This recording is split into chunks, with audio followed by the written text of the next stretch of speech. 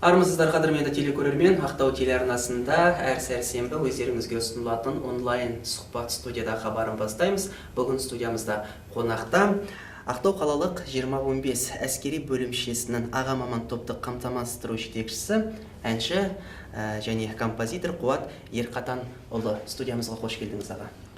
Көңіл күйіңіз қалай? Жақсы. Енді бүгін онлайн сұхбат студияда хабарымызға келісіп, уақыт бөліп келгеніңізге алғыс білдіреміз. Мен қоятын сұрақтарға өкпесіз, шынайы жауап беруге дайынсыз ба? Дайынбыз. Қуат мырза, шығармашылықтан бастайықшы. Шығармашылықта қандай жаңалықтар бар? Шығармашылықта қазір жақыннан осы өзім жеке әндерім шығып жатыр. Әні өзімдікі, сөзі Үміт Жәлекей деген бір апайымыз бар. Сол кісімен қазір жақсы бір тіл тауып, сол кісінің көмегі тиіп жатырды. Сөздерін сол кісіге жазғызып жатырмын. Жаңадан шыққан әндеріне. Шығармашылық құдайға шүкір жайлап алға басып жатыр жыл сайын. Репертуарыңызда қаншам бар? Осы уақытқа дейін жинаған қоржыныңызда? Енді өз жеке басым өлеңдерім болса, бір 14-15 шамасында болады. Бұл авторлық, композиторлық ретінде. Композиторлық. Ал енді бұлай репертуарда енді құдайға шүкір бар. Енді көбінесе менде қазақша бұрынғы мына Табылды ағамыздың әндері бар. Сосын Дәурен Сейітжан жолдас жігіт еді, соның бір-екі әндері бар. Негізі мен әр әншіден бір-екі әннен аламын да өзім ұнаған әндерді. Орыстардың әншілерінің әндерінен бар. Юрий Антонов, Лұқпан ағамыздың әндері. Общем, жалпы айтқанда ұнаған әнді репертуарымызға салып өлең айтып, сол достарымның жұмыстас отырған жерімде жүректерін жаулап алуға тырысамын. Бәрекелді. Енді бір күй табақ шығаратын ән жиналып қалған екен. Жалпы алда күй табақ шығарып, өзіңіздің тыңдармандарыңызға ұсыну ойда жоқ па? Биылдыққа мен өзім әскери қызметінде істеп отырғаным, шекара қызметінде істеп отырғаныма 15 жыл болып отыр. Соған бір қазір карантин болып қалды. Соның кесірінен және енді шегеріліп жатырды. 15 жылдыққа бір өзім авторлық достармен бірге бір концерт берсем бе деген ойым бар. Облыста әлде республиканы аралап па? Жоқ, республика емес. Мен бірінші алғашқы концертім болғаннан кейін өзім осы Ақтаудан жайлап бастасам ба деген ойым бар. Тамаша, ісіңізге береке берсін. Енді әскери қызметкерсіз, әншісіз, композиторсыз, мемлекеттік қызметте қызмет ете отырып, осындай өнерді қатар алып жүру ол оңай емес. Жалпы енді композитор ретінде сұрақ қояйыншы, кез келген өнер азаматы шабытты кез келген жерден алады. Таудан болсын, табиғаттан болсын, адамнан болсын, алғашқы махаббаттан болсын, отбасынан болсын, шабыт қалай келеді? Сіз шабытты қайдан аласыз? Шабыт демекші, ол деген аяқ астынан болып қалатын нәрсе. Бірде поезда кетіп бара жатыр, сондай шабыттар келді. Мына стук колес дейді ғой. Сонаған бір ән шыққаным бар, Батыс деген мына осы клипім бар, соған шығарған. Ниткалиева Шынар екеуміз айтамыз. Сосын тағы да әндер кейбірде бір ұйықтап отырып, оянып кеткенде бір әуен келеді. Соны сразу тұрып гитараны алып, өлең тартып жіберіп, сосын аудиозаписқа жазып аламын. Содан кейін сөйтіп осы ән болады деп, қазір бұрынғыдай емес, қазір деген достарым бар өнер жолында, солармен ақылдасам, мына өлең қалай бола ма екен, мына ән деп. Енді әндер келіп жатады, бірақ та нағыз осы ән болады деген әндер өкінішке орай аздау. Сол жылына бір ән, екі ән сөйтіп шығып тұрады. Шабытқа да байланысты ғой, шабыт. Шабыт қысқан сәтте ол уақытқа да бағынбайды, күн мен түнге де бағынбайды дейсіз ғой. Кез келген уақытта шабыт келсе оята салады. Енді әскери қызметте жасай отыра, жалпы өнерді алып жүру қиын емес па? Өйткені уақыт тапшылық. Негізі қиындау. Өйткені жұмыстың бабы да бөлек, сосын бұрын шаралар өткенде де онаған сұрану да бөлек. Ортада жүргеннен кейін жан-жаққа шақыртады. Сол кезде жұмыс бабымен сұрану да қиындау да.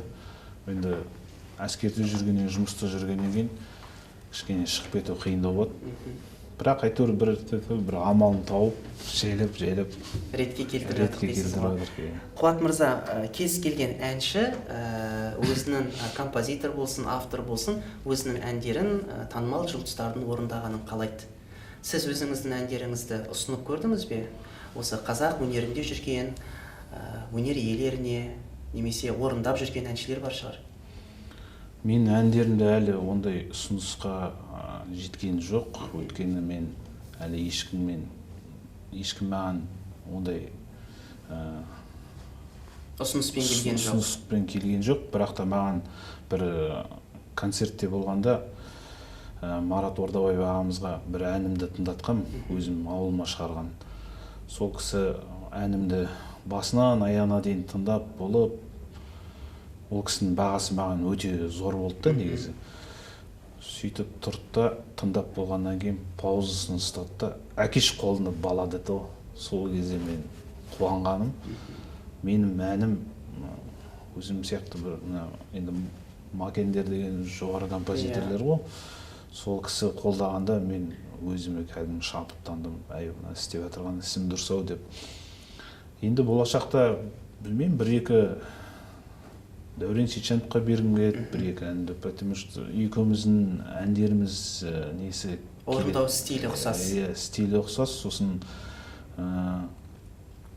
ол жігітпен мен бала кезімізде бірге ойнағанбыз.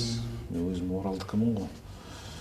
Сол бала шақтан бірге танимын. Осынан Дәрмен деген гитарист болды, тоже танитын. Бұлай бергім келеді, бірақ енді ұсыныс болатын болса, менде енді көбінесе әскери әндер ғой. Соған енді әскери жағынан да жігіттер келіп сұраса береме өлеңдерді. Енді әндеріңізді білеміз, бейнебаяндарыңыз біздің Ақтау телеарнасында айналып жатыр, көрерменге ұсынылып жатыр. Әндеріңіздің көбі бағыты жалпы 90% десек болады әскери қызметкерлерге арналған. Бұл енді сіздің әскери қызметкер болғандықтан болар. Басқа бағытта ән жазып көрдіңіз бе? Махаббат тақырыбында, туған жер, табиғат көп қой. Басқа тақырыпта жаздым. Достарым деген әнім бар. Сосын осылай әнді қалай аяқ астынан өзім жолдасым келіншегім былай жүріп, сол Тұрсынбек айтқандай сол әйеліме тоже бір сүйгенім деген әнім шығардым. Той жыры деген әнім бар. Естелік деген бар. Жалпы жан-жақта да бөлек тақырыпта да бар әндер. Орысша әндерім бар. Это время деген, Одноклассники деген. Шыны керек болса, бүкіл ән ол сағынышпен шығатын әндер. Жүректен деген сияқты. Жүрек қаласа сол ән шығады. Кейбірде бір ән келеді, сосын әннің сөзі қалай болса екен деп ойланып отырғанда, ән мен жалпы сөзі екеуі мағынасы бірі болу керек та. Сол кезде адамның жүрегіне жылдам жетеді. Сөзді де өзіңіз шығарасыз ба, әлде әніңізге сөз жаздырасыз ба ақындарға?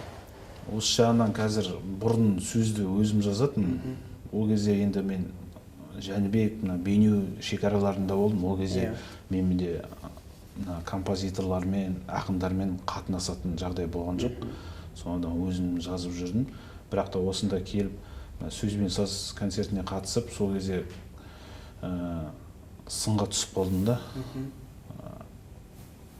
Сол кезде ақындардың айтқаны сөзін әнін жақсы дейді, бірақ сөзінде бір шлифовать ететін нелер бар дейді. Мен өзім орысша оқығаннан кейін тура қазақша жаза алмаймыз да. Соңынан қазір сол Үміт Жәлике апаймен бір сол кісінің өзіме апам ретінде сол кісіден көмек сұрап, сол кісімен қазір жұмыс істеп отырмын. Тамаша. Келесі сұрағым, жалпы кімдерді өзіңіз тыңдайсыз өнер азаматтарынан? Кімдерді жиі тыңдайсыз? Көлікте болсын, үйде болсын, қызметте болсын, өзіңіздің сүйіп тыңдайтын әншілеріңіз бар ма? 3 әншіні атап бере аласыз ба? Бірінші әнші ол деген Батырхан Шөкен. Ол кісі маған деген өте бір өнер жағынан биік адам деп есептейтін. Кейін Дәурен Сейітжанов, өзім досым болғаннан кейін бала кезден өскесін. Соның әндері өте ұнайды. сосын Табылды досымовтың ағамыздың әндерін тыңдаймын жиі машинада. Өйткені бұлардың үшеуі де шын керек болса өмір туралы айтылады да. Таза әндер жүректен шыққан. Қуат аға, осы жерде біз әңгімемізге үтір қоя тұрайық та, тамаша бір әніңізді тыңдайық, одан кейін сұхбатымызды жалғастырамыз. Қарсы емессіз ғой? Жоқ, қарсы емеспіз.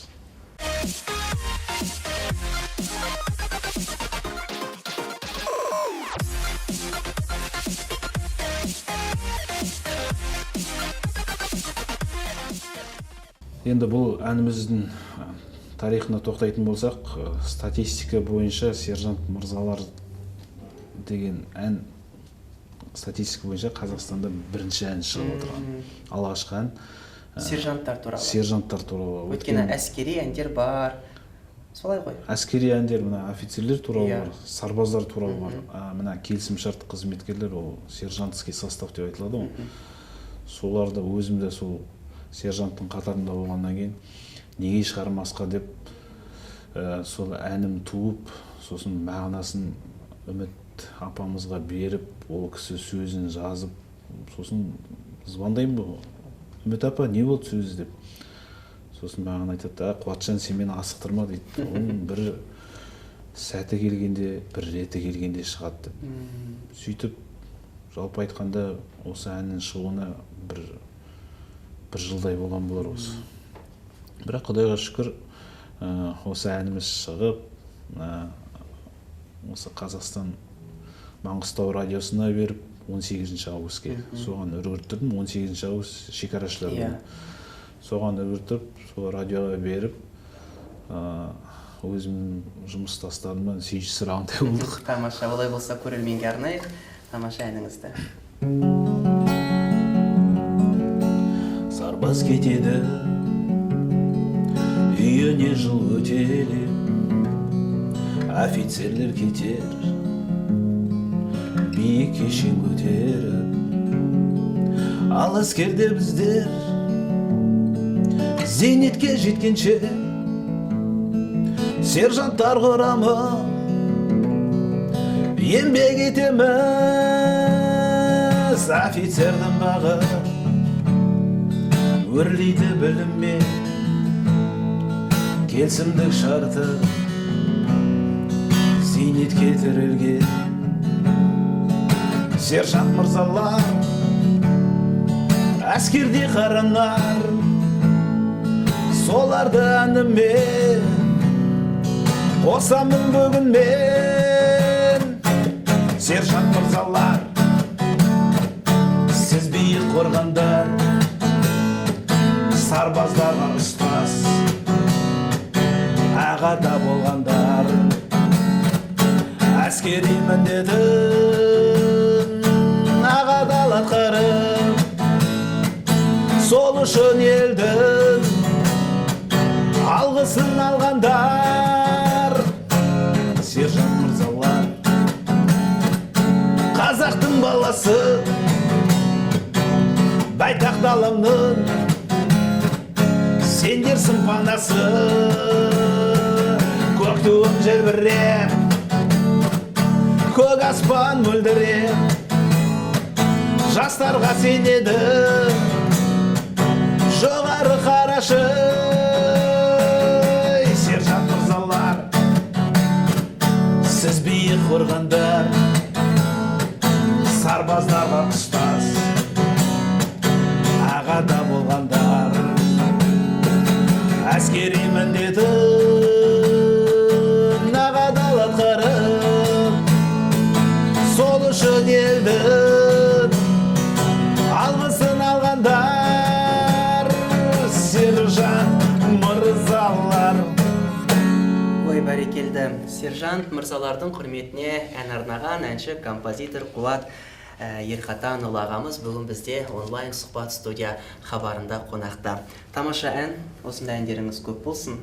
Бір қуанып, бір марқайып қалған шығар өзіңіздің әріптестеріңіз, басқа да сержант мырзалар. Жалпы енді бұндай әндер расымен де көп емес. Бір сұрақ қойғым келіп тұр осы жерде жалпы. Әскери адам бола тұра қаншалықты қолдау немесе жеңілдіктер бар? енді өз басшыларымнан айтатын болсам, қолдау жақсы.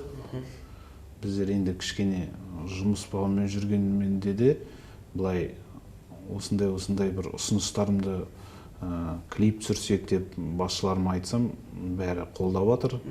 Болашақта көмектесеміз деп жатыр. Қазіргі бұрынға қарағанда патриоттық ояту жағынан деген сияқты көп көңіл бөліп жатыр.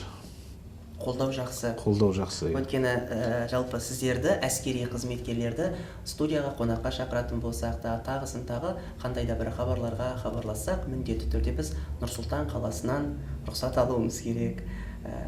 Сондықтан мен ойлаймын, осындай қиындықтар сіздің өнеріңізде, қандай да бір концерттерде, іс-шараларда кедергісін тигізбейді ғой?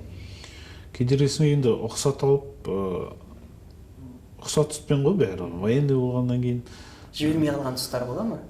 Сол кезде бір көңіліңіз қалып, ашуланып, әттен, осы бір қызметтен басқа қызметке ауыссам екен, өнерімді жалғастырсам екен деген бір ой болмай ма кейде?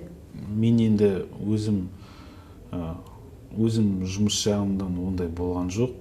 Өйткені қалай нетсе де бірінші бастықтарға ұсыныс түседі ғой, сосын олар өздері маған команда береді. Қашанда қолдау бар. Қолдау бар. Бәрекелді, өнеріңіз бен қызметіңізді қатар алып жүре беріңіздер. Өйткені әскери шекара қызметкерлері ол елімізді қорғайтын, халқымызды қорғайтын азаматтардың бірі. Сондықтан олардың амандығын біз қашанда тілейміз. Енді бейнебаяндарыңызға келейік, Қуат мырза. Осыған дейін 3 бейнебаян түсірдіңіз. 3 бейнебаяныңыз да біздің телеарнада көрермендерге ұсынылып жатыр. Оған өзіңіз куәсіз, көріп жүрсіз. Алда тағы да бейнебаян түсіру ойда жоқ па? Алда бар, 2 бейнебаян түсіретін бір ойым бар. Қандай тақырыпта? Тағы әскери? Иә, әскери. Мен енді білмеймін, айтады ғой енді, маңдайға жазылған сол бар. Иә. Қызметте жүргеннен кейін өзім жұмысымды көрсеткім келеді, өзім жұмыстастарымды көрсеткім келеді. Азамат жігіттері бар. Шекарада бір жақсы жұмыс істеген, қай жерге барсаң да осы Қазақстанның қай жерінде шекарасы бар, сол жерде бір таныс бар ғой. Сол қуантады. Фонограммасыз әндер заңы қолданысқа еніп жатыр. Бірі қуанып жатса, бірі әттен деп жатыр. Оны өзіңіз түсініп тұрсыз сөзімнің астарынан. Өйткені не көп, әнші көп. Бірі қуанады, бірі табыс көзінен айырылам деп қорқады. Сіз қалай қарайсыз осыған? Фонограммасыз, жанды дауыста, кез келген жерде, концерт болсын, той болсын, қай жерде де жанды дауыстан айтуға? Енді жанды дауыстың аты жанды дауыс ол әрқашанда қолданады. Өзінің қара дауысымен айтқанға не жетсін? Мен өзім ойым бұл дұрыс деп ойлаймын, өйткені таза халыққа ұнайтын өзінің қара дауысымен шығу керек қой. Міне бұрында енді Лұқпан ағаларымыз бар, мына Батыр ағаларымыз, тағы да мына бұрынғы енді рок жағына көшетін болса Виктор Цой, Антонов, олар деген ол кезде ондай записпен немен айтылған жоқ қой, олар өздерінің қара дауыстарымен көтерілген адамдар ғой. Сол өзім ойлаймын, негізі халыққа жағымды болу керек қой, негізі шынайы болған дұрыс деп ойлаймын. Ол енді бұрынғы әншілерге жақсы болуы мүмкін, бірақ жанды дауыста ән саламын деп біз біраз өнер азаматтарымыздан, халықтың сүйікті әншілеріне айналған әншілерден айырылып қалмаймыз ба? Қалай ойлайсыз? Мен өзім ойлаймын, енді халықтың сүйетін болса, ол деген өзінің бір жалпы мына өзім қара гитарамен бір қонақтықта өздерінің достарым арасында отырғанда өздері де айтады, мынандай дауысты сағындық деп. Өзім бөлек. Иә, бөлек. Өйткені қазір спрос та соған болып отыр. Қазір мына виялар қайтадан құрылып жатыр. Неге? Адамда уже көзқарасы өзгерді де. Иә. Мысалы, формат тобы бар бізде Қазақстанда әйгілі, белгілі, тамаша жанды дауысты әндер салады. Айқын Төлепберген өзі тек қана жанды дауысты ән салады. Мен білетін Нұржан Керменбаев айта берсек, негізі жастардың арасында да бар, бірақ енді барлығы емес. Оны біз мына болып жатқан телевизиялық байқаулардан да байқауға болады, өйткені біраз әншілер бас тартады. Мүмкін өзіне сенімсіз болуы мүмкін. Бірақ қазір айтып отыр ғой, мына жанды дауыс айту үшін де аппаратурада мына сәйкес келу керек те. Техника жағы. Ол жағынан да түсінуге болады енді. Бірақ та жалпы жанды дауыспен айтуға бәрін шақырамын негізі. Жанды дауысқа техниканың да қажеті жоқ сияқты. Микрофонды қосып қой да жанды дауыс. Аты айтып тұр ғой, жанды дауыс, ешқандай дыбыссыз. Міне осы сіз сияқты қара тегіл гитарасын алып, немесе қазақтың домбырасын алып, жанды дауыста ән салса, расымен де халық рахаттанып тыңдайды. Өйткені мына айтып жатқандай бір көрерменіміз айтқан, мына миды ашытқан әндерден қашан арыламыз деп, соның заманы келген шығар. Мына енді Нантиуан дейді ғой. Иә, 91 тобы. Иә, 91 тобы. Мысалы 91 тобын біреулер былай айтып жатыр да, бірақ маған өзім жеке басыма әндерін тыңдасам, мен әні ұнайды. Тамаша. Вообще жалпы айтқанда әнде не жоқ қой? Шекара жоқ. Орысша біреулер айтады, неге орысша өлең айта береді дейді. Или біреулер айтады, шетелдің тілі. Мысалы шетелдің өлеңі ұнаса, сөзін түсінбесек те бізге әні ұнап тұр да. Әңгіме сонда ғой, жүрек тыңдайды да оны. Десе де фонограммадан да, сырға тағып шаш бояғандардан да шаршадық, бір сөзбен айтқанда. Ең бастысы өнерде таза жүрек, әдемі дауыс, жақсы әндер, композиторлардың, соның ішінде мына құлаққа жағымды, жүректе жатталып қалатын тамаша біздің қазақтың әр әріпін нақты жеткізе білетін сөздері өткір ақындарымыздың әндерімен толықса. Бірақ енді әлемге танылу үшін барлық жанрда керек. Өнерде өзіңіз айтқан шекара жоқ, өзіңіз білесіз. Неге біз көршілес елден қалуымыз керек деген сұрақ та бізде туындайды. Десе де өзіміздің қазақи өнерімізді жүрегімізге сақтап қалғанға не жетсін. Келесі сұрақ қойғым келеді, мына әскери әндер жалпы неге жарыққа көп шықпайды? Жалпы әскери әндер көп шықпайды жарыққа. Оған әскери әндерді жазатын ақындардың жоқтығы ма, әлде мына сұраныста болмауы ма? Қалай ойлайсыз сіз? Сұраныста болмауы деп ойлаймын. Негізі ақындар біздер 2019 жылы 7 майға біздер шекара қызметінің атынан үлкен концерт ұйымдастырылып, Мұнайлы ауылында сөз бен саз бағдарламасымен бірге Бердіханмен сөйлесіп, телевидение масштабында болып, сол кезде бүкіл ақындарды жинадық, именно мына әскери әндерді жазатын. Сол кезде Құдайға шүкір ағаларымыз бар, жазатын, апаларымыз да бар. Ақын жағынан емес, сұрау жағынан. Сосын өкінішке орай біздің әндер деген әскери әндер тек қана 7 май мен 9 майда айтылады ғой, басқа уақытта. Басқа уақытта жылына бір рет болғаннан кейін сұраныста жоқ деп ойлаймын. Мына мен өзім ойым енді, неге мына именно және де өзімді әнімді шығарғым келеді да, мысалы әншілер келеді, атақты әншілер, солардың арасына әскери әндерді салып тұрса, ол халыққа да жағымды болады. Екіншіден мына өсіп келе тұрған балаларға да рух береді. Біздің мен бала кезімде алсам, бізде бұрын Орленок деген болды, онадан кейін Зарница деген болды. Бала кезден уже әскери патриоттыққа дайындады.